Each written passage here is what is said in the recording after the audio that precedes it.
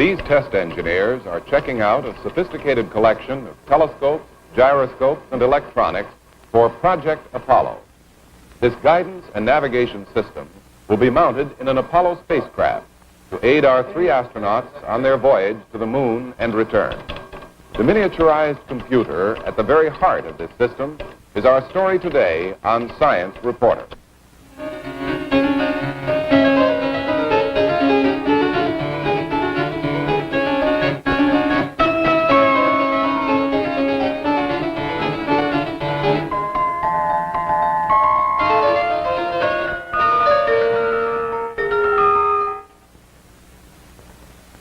Hello, I'm John Fitch, MIT Science Reporter.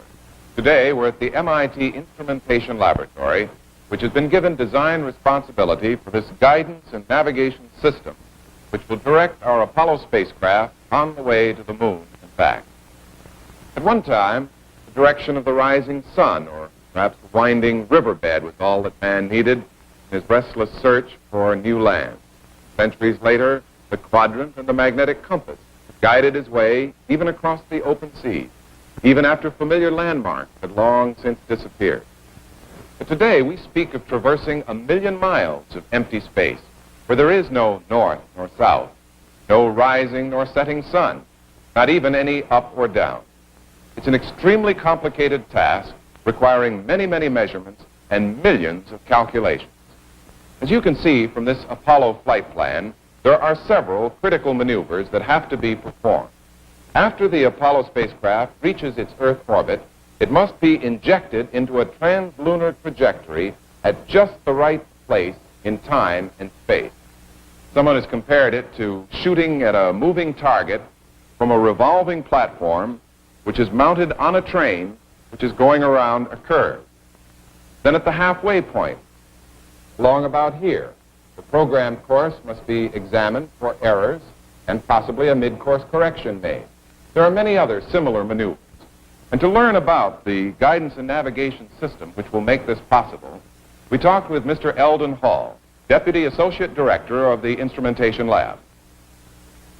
The guidance and navigation system consists of 2 measurement elements, controls, a computer, and a computer display and controls. The inertial measurement unit, shown up here but normally mounts in back, consists of gyros and accelerometers that measure the angles and velocity of the spacecraft in this fashion. The spacecraft rotates, the inertial measurement unit holds the reference so that angles can be measured. The sextant is an instrument very similar to that used by the sailors to navigate on the surface of the Earth. Now, what kind of a problem might you have to solve on your way to the moon? The most basic problem is determine the position at any point in time, and that can be illustrated in these charts. The sextant shown here represents the spacecraft. And to determine the position, an angle must be measured between a point on the Earth and a star. And you can see that as you move away from the Earth, this angle would narrow down, thus giving the distance between the Earth and the spacecraft. The astronaut first positions the spacecraft so that a point on the Earth, a landmark, is visible through the sextant. Then he positions the sextant angle so that the star is superimposed upon this landmark. Now, what kind of a landmark might he see? This one is San Francisco Bay, as you can see here. However, the Great Lakes or Cuba or Cape Cod or the tip of Florida, any of these points make suitable landmarks. And then through some system of mirrors, you actually superimpose the star on that. That's feed. right. The mirrors inside the sextant will bring the star within the field of view so that he can superimpose it on the landmark. Now, how is this angle actually measured? It's done automatically via the computer. The astronaut must first identify to the computer the star and the landmark that he's planning to use. Then, as he's positioning the spacecraft and the sextant, the computer is measuring the angles between the two. When the astronaut is satisfied that the star is superimposed upon the landmark, he pushes the mark button, telling the computer to record these angles and the time of the measurement. From that information, the computer can compute the position of the spacecraft in space. Well, now that you know the position, what can you do about it if it isn't right? The computer can position the spacecraft, turn on the motors, and steer it, and shut the motors off. So you'll be coasting on a new and corrected path. That's right. To see the Apollo guidance and navigation system in operation, we visited the systems test laboratory and talked with Mr. Ramón Alonso, Assistant Director of the Instrumentation Laboratory. One of the interesting aspects of the guidance system is the way in which the astronaut controls the guidance equipment through the computer. And he does so by means of the display and keyboard, which is a subsystem. There are two instances of the display and keyboard. One is with the rest of the navigation equipment in the lower equipment bay, and the other is near the couches where the astronauts can operate the computer without leaving their couches. The system of codes used is reasonably simple. It consists of a numeric verb and a numerical noun. These are little sentences made of numbers, then? Essentially, if you strain a bit. An example of it might be a verb 16, which is continuous display in decimal, and a noun, which is time. I've picked these. I know it work.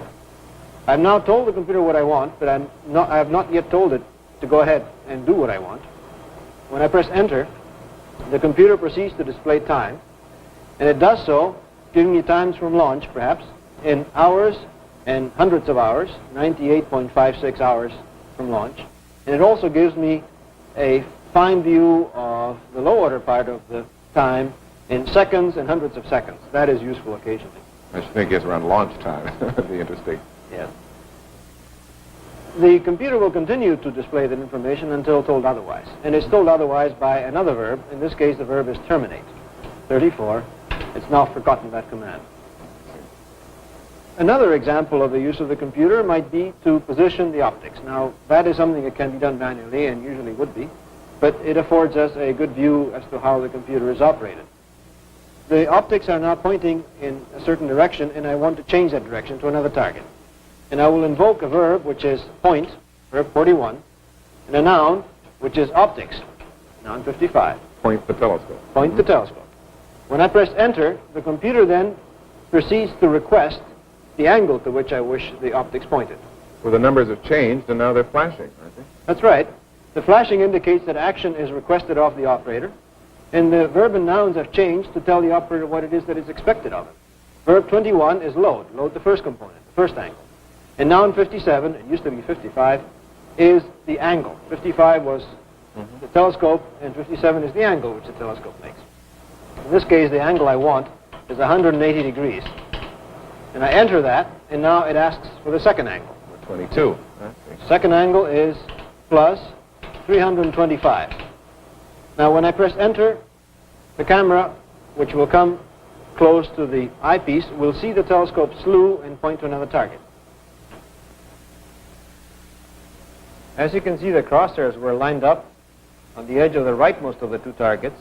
And the computer is now driving the optics telescope with relation to the spacecraft, and it's aligning it on the rightmost of this pair of targets. And there you can see the crosshairs right in the middle of the target. Suppose now that we had done the optical sighting by hand rather than by the computer, and that we wanted to inform the computer that we are on target. This is part of the procedure that is done when star sights are made, as Mr. Eldon mentioned previously. That is done by means of a mark button, which is located in the lower equipment bay. When the telescope is on target, the astronaut presses the mark button, and the computer changes the display to display, that's the verb, mark information, number 56. And what it displays are the two angles that the telescope is making and the time at which that measurement was made. Notice that these angles are very close to the ones that were commanded originally in our earlier efforts. This information is part of what is necessary for the computer to then estimate the present position and velocity of the spacecraft, to estimate what the velocity correction is that ought to be performed, and then to execute that velocity correction. To learn more about the remarkable little computer at the heart of the guidance and navigation system, we talked with Mr. Albert Hopkins, Assistant Director of the Instrumentation Laboratory.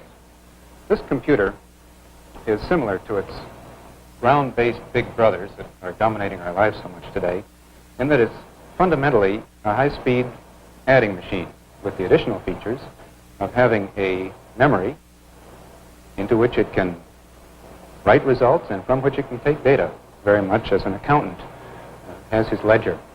And it also, it has a self-contained list of instructions analogous to an accountant's training, so that this tells the computer what to do in sequence.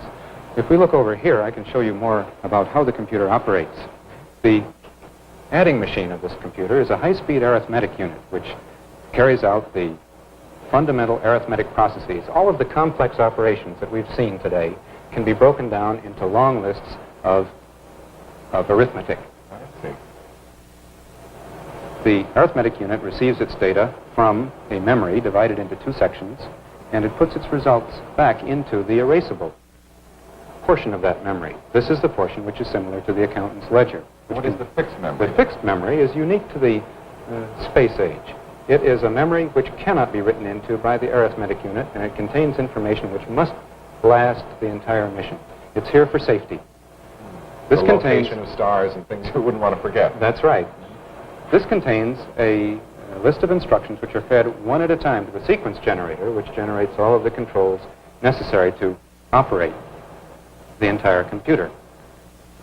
Input data, which comes from the angle measuring devices that we saw earlier, or the keyboard, comes in through input conditioning circuits and is available in the erasable memory.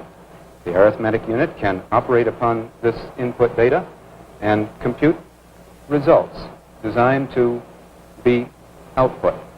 These results are placed in a particular portion of the erasable memory where they are sent through output conditioning circuits out to other instruments which need this data, such as, for instance, the displays or perhaps a rocket motor. Now, you say this computer is very much like land-based computers, and yet I think of them as occupying whole bays of equipment. You've got all this squeezed into a little box. How did you do that? Miniaturizing a computer like this requires a judicious choice among many quantities. It's first necessary to minimize the number of circuits which you use. It's necessary to minimize the size of the components which you use, and it's necessary to package them as tightly as possible. Now, this must not be carried too far. If it's carried too far, it can endanger the reliability of the computer, so that a compromise must be sought. Now, what kinds of circuits are involved? In the memory, and also in the power supplies and in the input-output of the computer, conventional components are used, with the exception of the fixed memory, piece of which we see here. This fixed memory is actually composed of magnetic cores with wires woven in and out, sewn in with a pattern, where the information here is in the pattern of the sewing. I see. The remainder of the computer, the arithmetic unit, the sequence generator, the so-called connective tissue, the logic section, so-called, of the computer, is made up of a single type of unit. This is a microcircuit gate. 4,300 of these are used in the computer to make up this entire segment. These are packaged together tightly. They fit in a fairly small space and are interconnected in separate modules in one side of the computer. The Apollo computers are manufactured by the Raytheon Company in Waltham, Massachusetts. The computer itself consists of two trays, one containing logic modules, the other memory modules. To learn how these modules are put together, we talked with Mr. Jack Poundstone, Raytheon's Apollo engineering manager. In this room, John, we run all of the electrical components through a screening and burn-in process. You know, there are over 30,000 parts that go together to make this machine. Now, every part is put through an electrical test and then a series of environmental stresses. Now, as an example, this girl is placing the micrologic units into a fixture that will be used in this centrifuge. Here the fixture is spun at a very high speed and 20,000 Gs of force is placed on each component. That's a lot more than it will ever experience, isn't Yes, it? that's true, but we put more forces on, more stresses than we really expect to ensure the high reliability. So this is really sort of a torture chamber. That's right. In addition, we run all the parts through a leak test to make sure there's no leaks in the can. the part is put into a high-pressure helium tank, and if there is a leak, the helium will be forced into the can. Then we put it in a vacuum chamber and evacuate and test for the amount of helium coming out. See. In the final phase of the screening and burn-in process, the girl puts the parts, as she's doing here, into a test socket. Then those parts are placed on this burn-in rack. Here they will be operated for almost a week at a over voltage stress condition. You actually are operating them. Yes, we're operating the parts. Now, any failure, any significant failures of any our test is cause for rejection of the entire lot of 5,000 parts. After we've ensured that we have good components, then we want to make a module. Now, the little cans here are placed in these holes in a component holder. Then we take a matrix, which is a complex wiring pattern. It's placed on the back, and the wires are folded over and welded to the leads of the micrologic unit itself. I'd like to show you now how we make a matrix. Here we see an operator who is placing a piece of mylar insulator that has adhesive on both sides, and this insulator has previously had a pattern of holes punched onto it. Now this is placed on this longitudinal wire winder. Now, as the piece advances, strips of nickel ribbon are laid down in a longitudinal direction on the mylar. Next, it's taken to the vertical wire winder. Here the operator is placing it on the machine, and as the drum rotates, wires are laid down on the opposite side of the mylar in a vertical direction. The wires will be laying down right over the areas where the holes have been punched. Some running one way on one side and others running the other way on the other side. That's right, John. Now the next operation is to perform the welding. This is done on a automatic welding machine. This machine, we are advancing the matrix underneath these weld heads, and whenever a hole appears under a weld head, the weld is commanded to drop and perform a weld, and this makes a feed-through connection from one side of the insulator to the other. In the final operation, this girl uses a cutting tool to remove the excess pieces of wire to give us the final configuration of our precise wiring pattern. This matrix, then, is the wiring that sort of connects one little microelectronic circuit to another. That's right, John. This wiring diagram shows you how the matrix can be used to interconnect the micrologic elements. See here, a wire will run from this can down here where it's welded through to the other side, run down, break out to another can, and up here to another. Let's see here. Now, after that operation, the operator can now take the matrix, fold it, and cement it to the component holder. Then the little micrologic elements themselves will be placed in the holes, and we're ready to bend the wires down and make a weld. After completing that operation, the entire assembly is then put into this metal header. Now this header provides the structure for the assembly, and it has a row of male pins here, and the leads from the matrix will be welded to the pins. So that one logic stick can be connected to another one. That's right. Let's take a look at how the operators do this operation in detail. This operator is loading the little micrologic elements into the component holder. Note that she takes each one and dips it in a little adhesive before she puts it into the holder. I see, so it's really fastened in place. That's right, John. Now she's ready to weld the wires to the leads coming out of the can. So you don't solder them, you actually weld these Those wires. are welded. Now she takes her little pair of tweezers and properly aligns the wire to the pin of the can. When the alignment is right, she then makes the weld. Now that little flash you saw there was when the weld was actually made. After that matrix welding is completed, she's ready to place the assembly into the header. So it actually does fit in that little Yes, space. she very gently forces it in, and she's ready now to weld the matrix wires onto the pins of the header. Upon completion of that operation, we now have an electrically completed module. A test man will now take this module and run an electrical test. He plugs the module into a special test socket, and then this special piece of equipment will electrically energize all of the circuits to ensure that they are properly working. The information for the test is stored on a piece of paper tape. After this testing, then, this logic stick is ready for the computer. No, there's one more stage, John, and that's the potting of the module. What do you mean by potting? Well, the potting is this plastic coating that provides a covering for the wiring in the components. Now the module is ready to be plugged into the logic tray assembly. That's number 38, and there are all these other modules, too, that might be a little different. That's right. But what about the memory modules? The memory modules of the computer are made using a basic component, which is a donut-shaped magnetic core. Now, this core will be placed into a component holder like so. Now, after the component holder has been completely loaded with cores, we're then ready to do the wiring. In order to perform the wiring operation, we store about 20 feet of wire in this needle. See how that wire comes out of there? Now, the operator will take a core holder and pass the needle through the core, around to the other side, and then weave it back through to different positions. Now, let's watch how the girls do this operation in a little more detail. Now, here we have a pair of girls who are wiring the address wiring of the core rope module.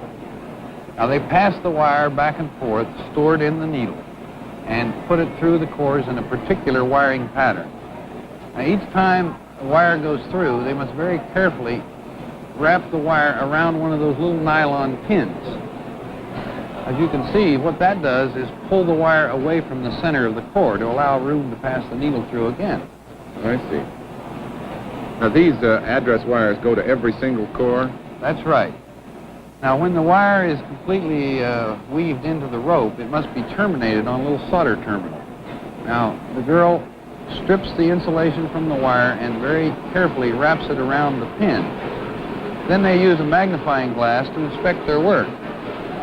Now, the sense wiring information, or the wiring that contains the program of the fixed memory, is performed by using this machine. The machine indexes to a particular location of a core, and then the girl passes the needle through the aperture and provides the wire to go through the right core. She doesn't have to think about which core it goes through next. No, the machine does that for her. Now note, each time the wire passes through, that little aperture jogs down and pulls the wire around one of the nylon pins. When she passes the needle through, she will trip the switch with the needle, which causes a tape reader to advance. There's the tape reader, and that in turn causes the core plane to move its position. Now, after all the wiring is completed, these nylon pins that we use to temporarily hold the wire can now be removed. Next, we must press the wires very gently down into place so we'll be able to fold up the whole assembly. Now, this operator is folding the core planes into a sandwich-type construction and laying them into the header of the module. Now we're ready for electrical test. We must ensure that every wire and every component are properly located. The operator puts the module into this piece of special test equipment, and a program stored on paper tape is then used to exercise the module. But this is certainly a complicated-looking maze of wiring in here. That certainly is, John. That module contains 512 cores and over a half a mile of wire. And it performs the function of storing over 65,000 individual pieces of information. I mean, you put that potting compound all over this, too? Yes. Now, in the final form, here's the module potted, and it's all ready to be plugged into the memory tray assembly. I mean, how do you connect one module to the next one in these trays? Well, that's done on the back side of the tray. Let me show you. Oh, I see. Now, here you see a fairly complex wiring pattern. And we're able to interconnect from module to module by running wires from this pin to, say, that pin. Right. Now, this pattern is so complex that we've used a computer program to determine the exact layout of each wire. That is, we may run a wire from here to here by going down this way and over here and up there. Why is that? Well, that's to avoid a density problem where the wires could build up if we laid them all in the same channel. I see.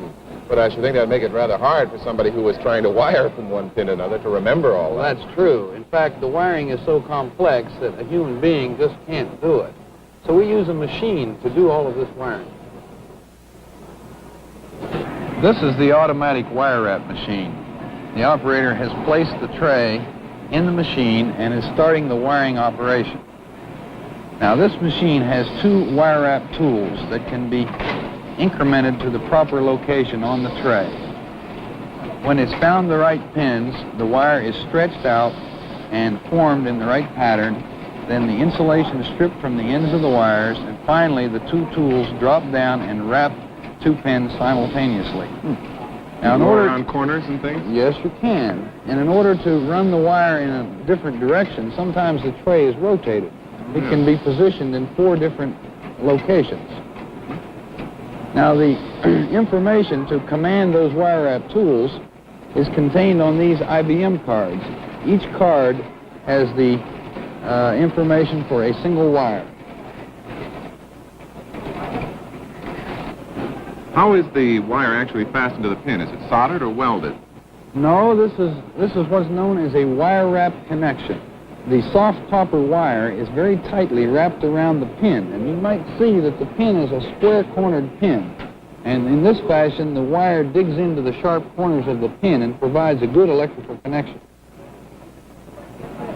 Now we're entering the computer system test area, John.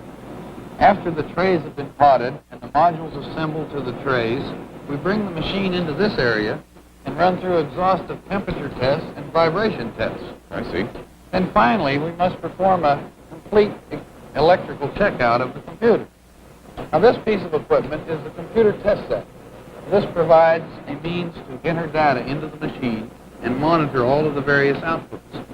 Here we have a piece of equipment that provides the power and interconnects the computer to the 2 display and keyboards. Now, what kind of tests would you perform on it? Well, actually, we've written a very special fixed memory program that allows the machine to test itself. As an example, we can have the machine test that all the possible displays can be created. Let me show you.